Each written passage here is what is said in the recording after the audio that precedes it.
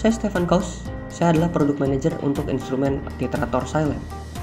Dalam video sebelumnya, kami telah menunjukkan bagaimana melakukan titrasi keasaman total dalam jus buah menggunakan auto titrator.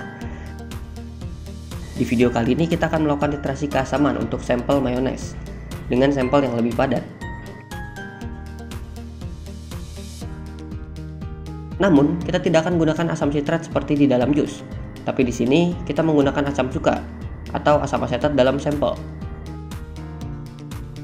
Kita bisa gunakan metode standar yang sama untuk titrasi keasaman pada jus, namun kita akan mengubah parameternya.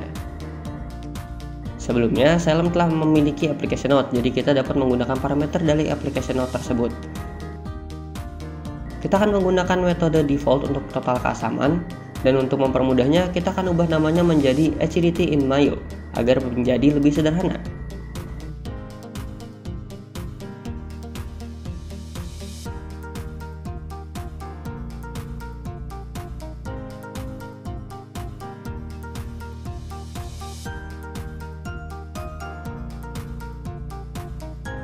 Langkah berikutnya adalah kita harus mengubah perhitungan hasilnya. Karena keasaman sudah benar, tetapi rumusnya harus sedikit diubah. Nah, sebelumnya menggunakan berat molekul dari asam sitrat. Nah, kita harus mengubahnya ke berat molekul asam asetat. Faktornya harus diubah karena sekarang kita ingin menghitung dalam persen.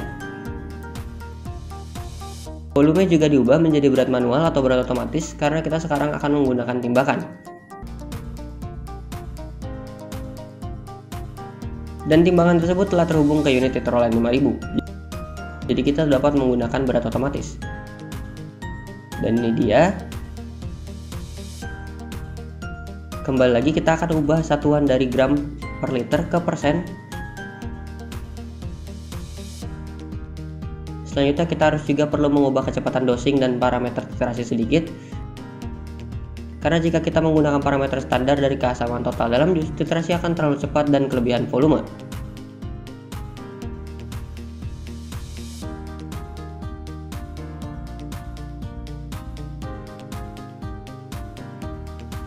Selain itu, kita tidak perlu mengubah titik akhir karena sudah sama, akan tetapi kita perlu mengubah delta titik akhir di mana 1,2 sedikit terlalu kecil. Sehingga kita perlu mengubahnya menjadi pH 1.8. Karena sampelnya adalah sampel padat dan harus dicampur selama beberapa waktu, kita dapat memasukkan waktu pencampuran ke dalam persiapan sampel.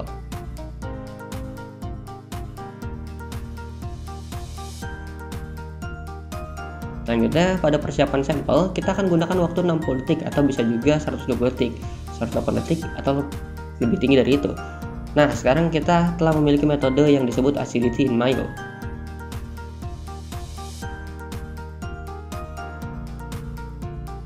Gunakan beaker glass, campurkan sedikit sampel.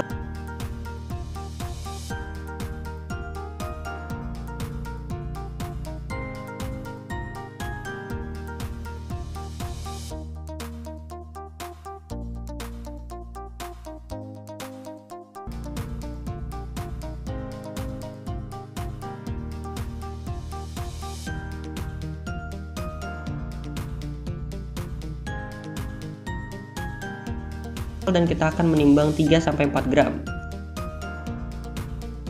Nah, ini adalah berat sampelnya. Jika kita menekan tombol print sekarang, kita akan mendengar bunyi beep. Saat kita menggunakan keyboard eksternal dan menekan F5, kita dapat melihat berat sampel yang secara otomatis ditransfer ke Tetroline 5000.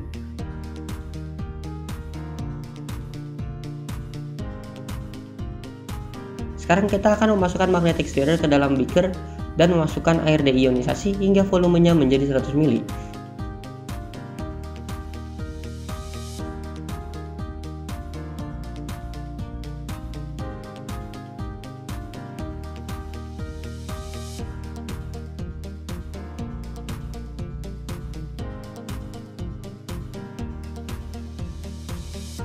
Sesuaikan kecepatan 2-3 atau 3-4, celupkan elektroda sepenuhnya ke dalam larutan dan kemudian kita dapat langsung memulai titrasi.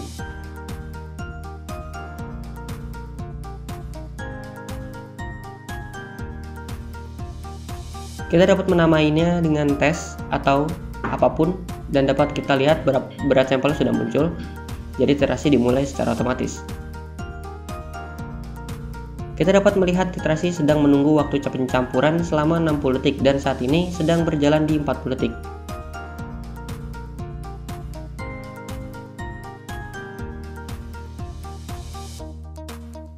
Setelah waktu pencampuran selesai, titrasi dimulai secara otomatis dengan menekan tombol F5. Di sini kita dapat beralih ke metode grafik di layar.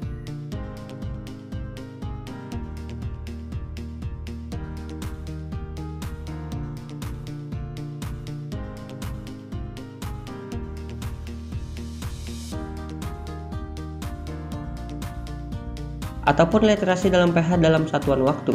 Pada akhir literasi, kita dapat melihat perubahan pH jauh lebih cepat, sehingga titerator berhenti melakukan literasi dan beralih ke kecepatan literasi yang lebih lambat hingga titik akhir 8,2 tercapai.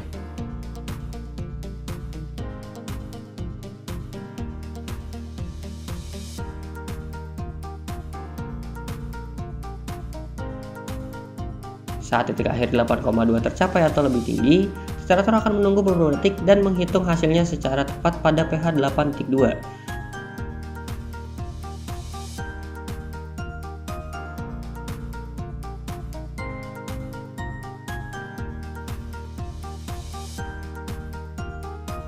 Dan nilai keasamannya adalah 0,33%, yang merupakan tingkat keasaman yang khas untuk mayones.